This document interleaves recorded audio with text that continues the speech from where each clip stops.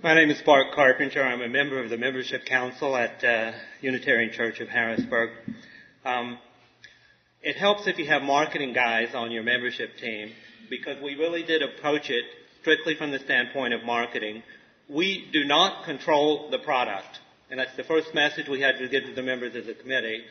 We don't control the product that we're selling. It's being delivered by the minister on the Sunday service with all the things that you do. Now, you can control the product, you can influence it, you can ask it to be more user-friendly, but you don't control the product. That's the first thing you have to mention, or you have to know that you are selling your church in some way, shape, or form, and you got to do it with a smile on your face. You know, we had the conversation, you don't want to wash dirty linen, in public. I can't tell you the number of times that, well, I can tell you it's fewer.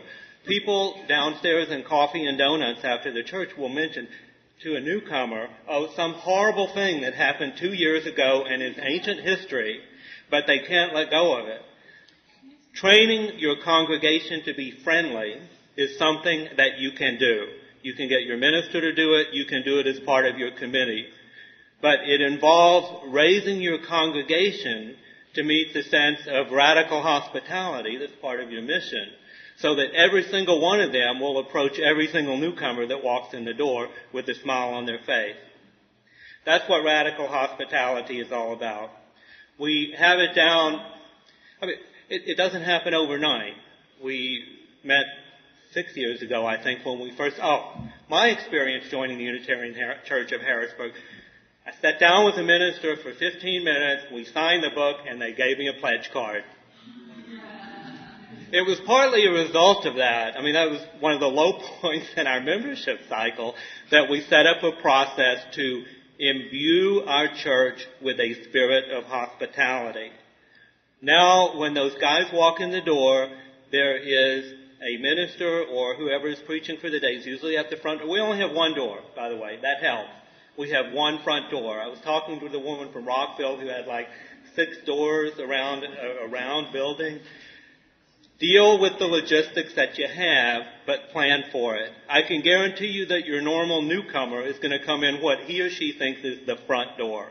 That's where you want to have your minister, greeting the person, and if the minister doesn't know them, you ask the minister, why not? If it's a member of the church, the minister ought to know them, and if they don't, they recognize them as a stranger and hand them off to the... Yes, Suzanne? Bart's very mean. I get passionate about this stuff, obviously. You can't have a gauntlet that people have to run through to get into your service. That's what you really do have to be careful about. In the olden days, before our marketing, there would be 4 or 5 people and shake their hand just to get into the church. What happens now, the minister and one other person are usually near the front door. They greet people coming in, and if they're members, they let them in. And if they're people they don't know, they become acquainted with them. If it is a visitor, they hand them off to the hospitality clerk, who is standing right there ready and eager to take them in hand. If you remember the picture of the front of our church, you can see why it's important for that hospitality table to be right there. Because we're standing at the door, and when they come in, we can immediately sort of make sure that they go to the greeter folks and at least get a name tag.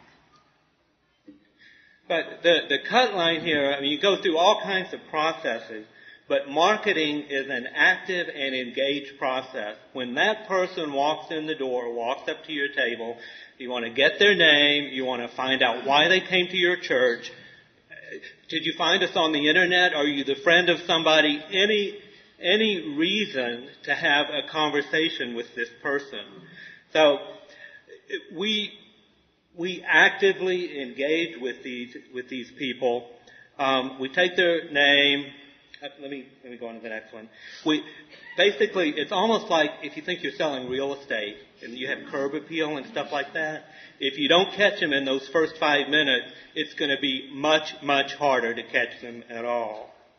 So we get their name. We try to establish any kind of relationship that we can. We tell them about what's happening after church. We invite them. We have a concierge downstairs, by the way. I'll talk to you about that in the next section. But when we're there grabbing the people, you're looking them in the eye, and it's the other thing we have to train people. It's not like your church is a circle and you are letting them into the circle. Your whole community has to want these people to enlarge your circle. Now that is a radical thought for many Unitarians. You know, this is my circle and I like the way I've built it, and you're welcome to join in if you'll meet my rules. You have to really want these people, some of whom are peculiar. You have to want them in your community. You know? All right. We will then hand them off to the usher who will smiling greet them, lead them on into the church, and kind of take it from there. Okay. We're going to capture them when they leave, too. We're not going to let whoever's on duty, and there's usually one person on duty, and there are other members of the committee circulating around in case there's so many people. I mean, we've grown 71% of our current congregation have joined in the past 10 years. Think about that as a dynamic for your church. So many people don't know other people. So, I mean, it's no wonder Suzanne doesn't know half the people in the church. Neither does anybody else. All right. I take exception to that remark.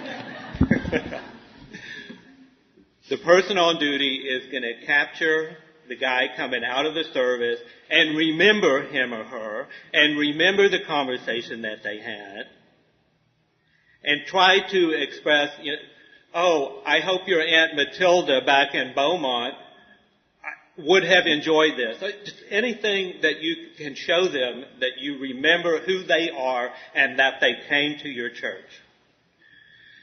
Okay.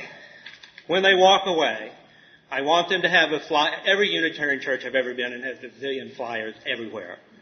We hand them a folder like this. It's pre-filled with some information about our church. It has my business card here, or whoever is on duty that day. We'll give them the business card, and we'll stick in whatever is relevant based on our conversation with them. Quotes about the church, here's the schedule for the month, etc., etc. That's what you got to do in the first 5 minutes, folks. Thanks. That schedule for the month, Bart, if you just hold that up, this is a really cool thing that Bart came up with. It basically is at a glance. Sermon topics, salient things going on, and it's really small and compact. So I'm a big fan of this.